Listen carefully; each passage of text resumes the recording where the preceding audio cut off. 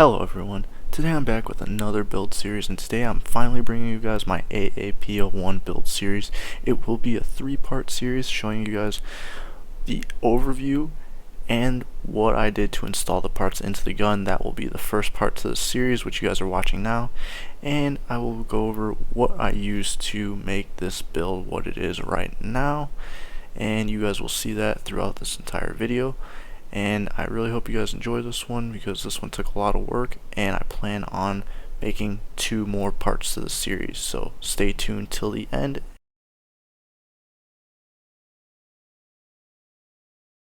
So I started this build series by starting with the disassembly of the barrel and upgrading the inner barrel and bucking.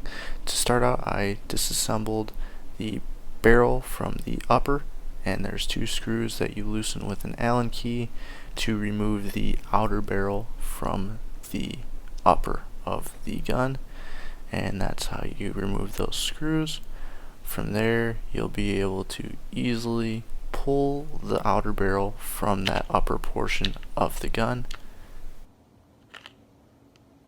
So there are still 2 other screws that you have to remove from the side of the outer barrel, and that you can still loosen with an Allen key, and they're easily removed. There's just 2 of them that you remove, just like that, and then you can actually take the outer barrel away from the hop-up unit and the inner barrel, and that's what you're left with when you remove the outer barrel. Now you want to take a Phillips screwdriver and remove the center screw on top of the hop-up wheel, and you remove it just like that. Pretty simple. Then you're able to take that wheel off, and you're able to take the second wheel off as well. From here, you take the outer screws of the hop-up unit, and then you're able to disassemble the hop-up. There are 4 screws you'll have to loosen with a Phillips screwdriver, and they're fairly easy to take out. Make sure when you take apart the hop-up, once you've loosened the screws, make sure when you take apart the hop-up, you want to slowly pull it apart so that you don't lose any of the internal parts inside the hop-up chamber, because they are very small parts and you do not want to lose them. From here, you can remove the hop-up unit from the inner barrel, and it just pulls apart just like that.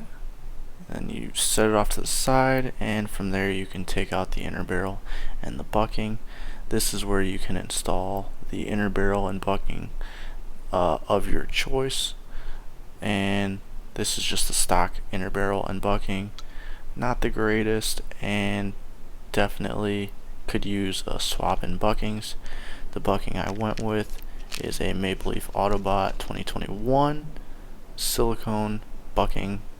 It's one of the Autobot edition buckings, and it works great. It's a 60-degree bucking, and it comes with the seal for the bucking as well, the metal little seal that goes at the end of the bucking. And then I went with the Poseidon inner barrel, one of the air cush barrels that they feature for the AAP01. If you go to install that to your AAP01, that's the one I went with, and I paired it with that same bucking that I just showed you.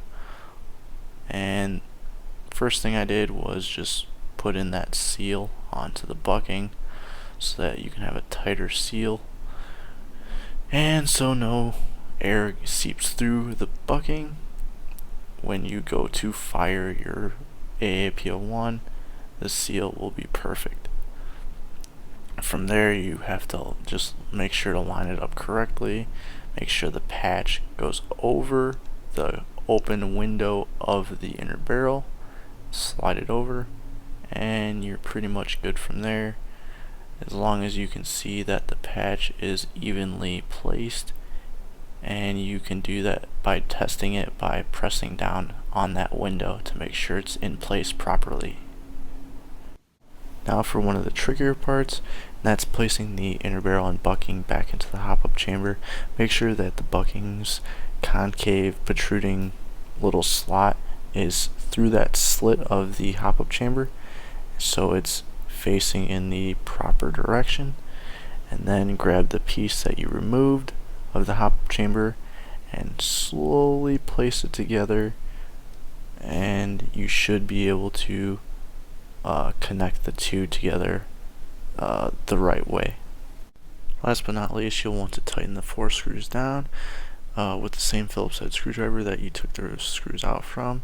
It's pretty simple. You just start tightening the screws down, and it should all connect properly by doing that. From there, you want to take the wheel, the hop-up unit wheel.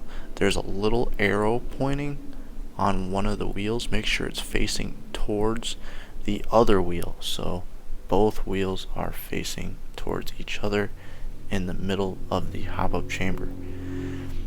And the pointed end of the wheel that has the little arrow, make sure that's facing outward so you can see it when you place it into the hop-up unit. And once those two arrows are connected together facing each other, then you can place the screw on top of the wheel and tighten it down so that you can have the hop-up adjustment wheel on your hop-up unit.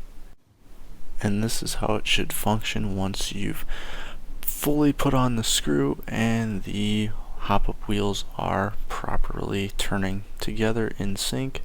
This is exactly what that would look like when it's finished.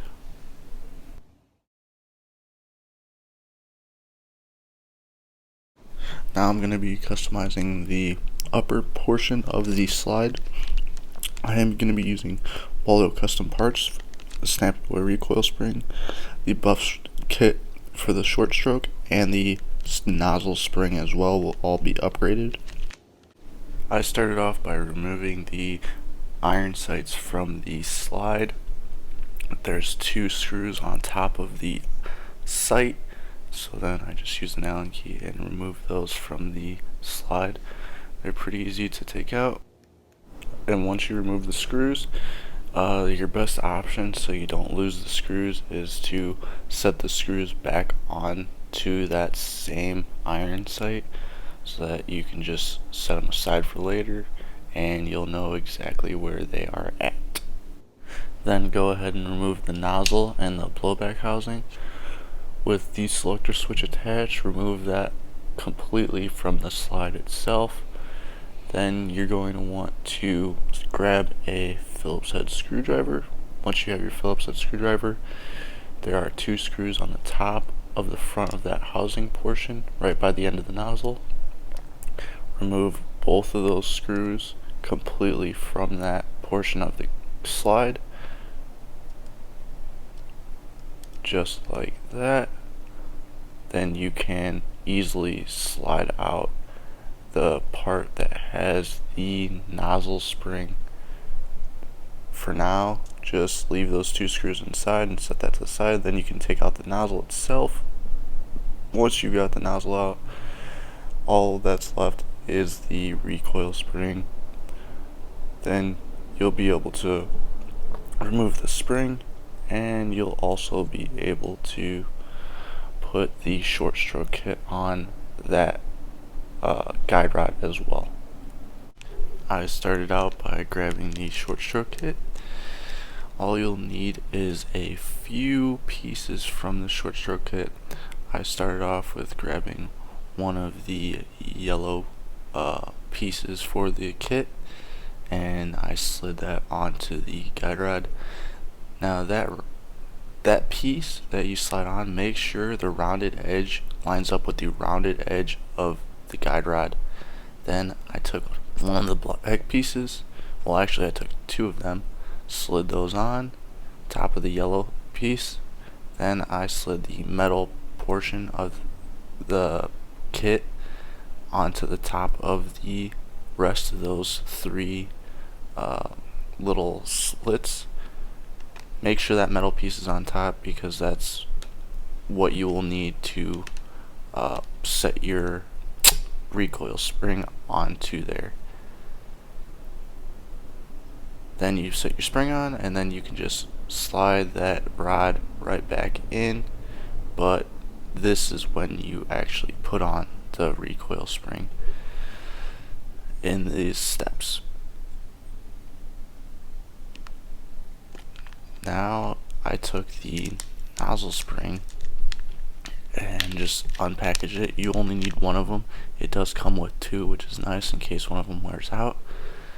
And then I just removed the old one, threw the new one on there, and then made sure it clicks in and it's sturdy and tight in place. Next, I put in the nozzle. Make sure it slides in correctly. You don't want it in place the wrong way, so just make sure it's in the right way, and then place the part that has the nozzle spring. The piece that has the nozzle spring, make sure it slides into that little gap that's right along that side. It's a little hole, so make sure it fits right in there nicely, and it should slide in just as shown right here. And then from there you can tighten those two screws that you originally took off from the very beginning with that same Phillips head screwdriver. I added a little extra lube to the blowback housing and the nozzle, just so there's good amount of lube, so everything works smoothly and nothing is stiff or dried out. So it's nice to have a little bit of lube along those pieces, like the spring and the outside of the housing. From there, I just went ahead and placed that portion of the slide back into the main part of the slide itself.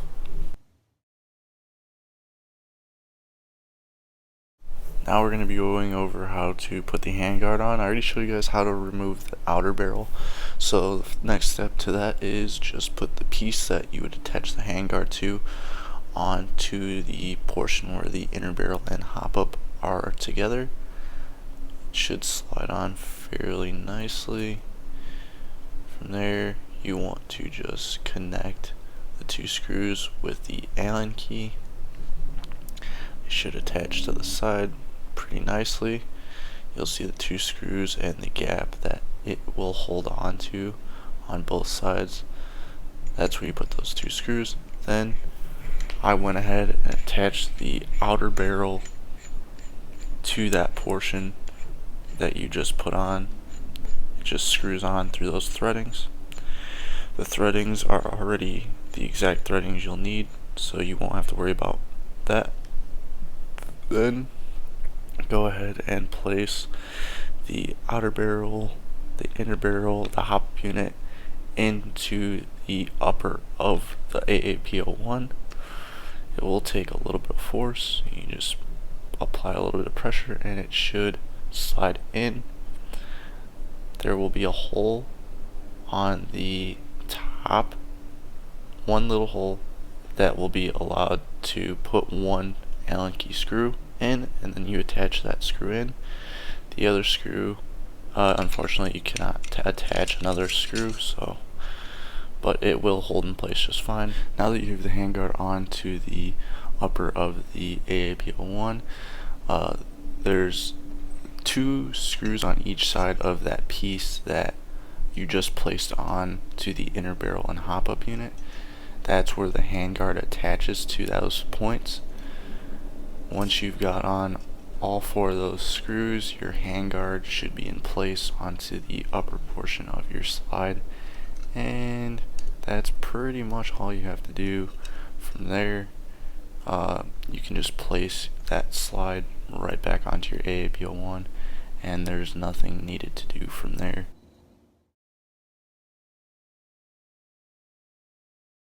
The next part of this AAP01 build series is the hammer set. It is the most difficult portion of this build, and also the most painful. You'll see exactly how painful, because my hand got a little messed up later on in this video. But let's get to it. So I start out by removing the two pins on the back of the lower of the pistol grip. You just pop those pins out. I used an Allen key that was the exact same size to fit through the gaps so that pin could come out. The first pin make sure to remember how that pin was in there originally and set that off to the side in the way that you can remember how you'll put that pin back in. The next pin you can take out and probably just not use it, because if you're going to be using the folding stock, there's a separate pin that will be in that spot later on. From there, I found a way to remove the hammer without taking off the trigger unit. This is extremely useful so you don't have to deal with the pain of the trigger assembly. You start by just kind of pulling the hammer set, the whole hammer housing set, out of the lower of the pistol, and you just kind of pull it out slowly as possible, and then lift up on the release button. Another note to add while you're taking out that hammer set, the release button on the back for the entire upper to come out, that you may want to remove beforehand, but as you remove that hammer set, hit the trigger of that lower, so then it can pop out the hammer set without removing the trigger, which is very, very useful. And there you go, you have your hammer set, and now you can take it apart and start building it. To start out by taking this hammer set apart, I removed this little lever with that spring. Be extremely careful with removing that spring because it can fly all over the place if you do not remove it correctly and keep those two pieces together. Then I went ahead and removed that pin that you see in this video that I'm pointing at right now. I removed it with an Allen key that was the same exact size as that pin. It will take a little bit of force to get it out. Make sure to cover up the entire hammer set so that you do not lose any of the other pieces that are connected to that piece of the hammer set. And then once that pin is out, I went back and put on that release button so I do not lose it later on. It's nice to have that on there so you don't forget about it. Back to the hammer set again. Now the next part in this process is taking apart the spring that's inside the hammer set, and it can just pop out like that. I just use an Allen key to kind of pick at it to get all those pieces removed, because you won't be needing them later on, because the COWCOW hammer set will come with the new parts that you will use to replace those, so you can set those two pieces off to the side now. There's one more pin that you'll have to remove. It's probably the most difficult pin, and it will take the most amount of force to remove it. Be careful to not push the pin into your hand when removing it, because it could hurt pretty badly. But now that you've got that pin out, you can just use pliers and pull it from the other side so you don't push it into your hand. By using those pliers, makes things a little bit easier on yourself, and then you can just pull it straight out. Be careful so that you don't break anything when you're pulling it out. Just remove it slowly and carefully. The next piece you remove from the hammer set, remove it very carefully and in the exact same way that you see it, because not that piece but the next piece that you take out, take a visual image of how it looks with its spring set onto the piece. It needs to look exactly like it is shown right here. This way it can be easier for you to put it back in with the new set from the COWCOW hammer set package, and you just place the pieces on exactly as you saw it beforehand with the stock parts. That little nub goes at the top, like the heart-shaped piece. Then you grab the little spring, the smaller end of that spring, that piece, the smaller end of the spring will go into the top of that. So the last piece you just saw me put together, you will need a separate video to install it. As you can see on my finger, I kind of messed up my finger a little bit, and I do not have the best way to install that part, so there are other videos out there to show you how to do that. Now that you've got both of those pieces in, both silver pieces, the one with the difficult part and the one with the little nub right there, you can go ahead and place the spring onto that the last silver part that you just put in there. The hook end will attach inside of the hammer set, and you will have to hold in that spring into that little slot while you place in the pin connecting all of those together. The spring part of the spring that is like wound up, that's where the nub goes through, and you just connect that little slot to the spring with an Allen key. You just press down inside of there to attach it into the hammer set itself, and that's how it will look when it's finished. From here, you just go ahead and reinstall the rest of the parts. That little spring, that's very easy to lose with the slot piece. Make sure you attach those without losing the spring. Like I said before, it's very easy to lose, but it's easy to install as well. Then once you've gotten that, your hammer set is complete.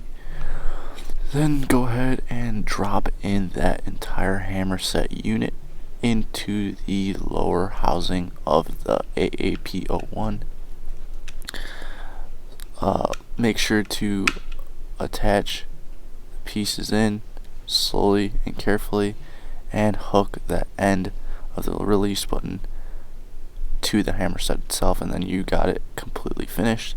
From there, you can attach the slide. Now that we've gotten one of the most difficult upgrades to this AAP01 build out of the way, now let's get one of the easiest external upgrades to the AAP01 up next. Start out by removing that pin that I told you guys about earlier that you shouldn't have to worry about. If you've already removed it, you should be good, so don't worry about it later on. This is the new pin that you will use to connect the stock to the AAP01 lower. Once you've attached the stock, drop in that pin, use an Allen key to screw it on. Once it's on there, it should be on there pretty tight, and it will not come out because it's attached by that pin. Then drop in the slide. From there, you can go ahead and install the rail. You will have to remove that upper iron sight to attach the rail from there to the stock. There's one screw in the back that you'll attach with the Allen key, and then there are two Allen key screws that used to be where that iron sight was. That's where you go ahead and attach those two screws to attach the rail to the upper of the AAP01.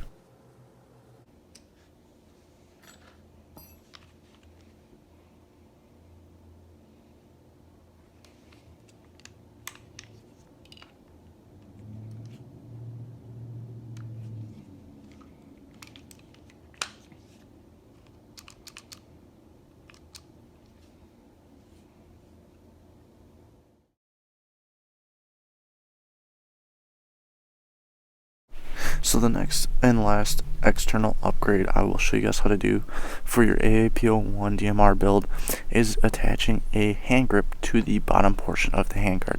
I already attached a rail system to the handguard so that I could slide on the grip to the handguard of the AAP01.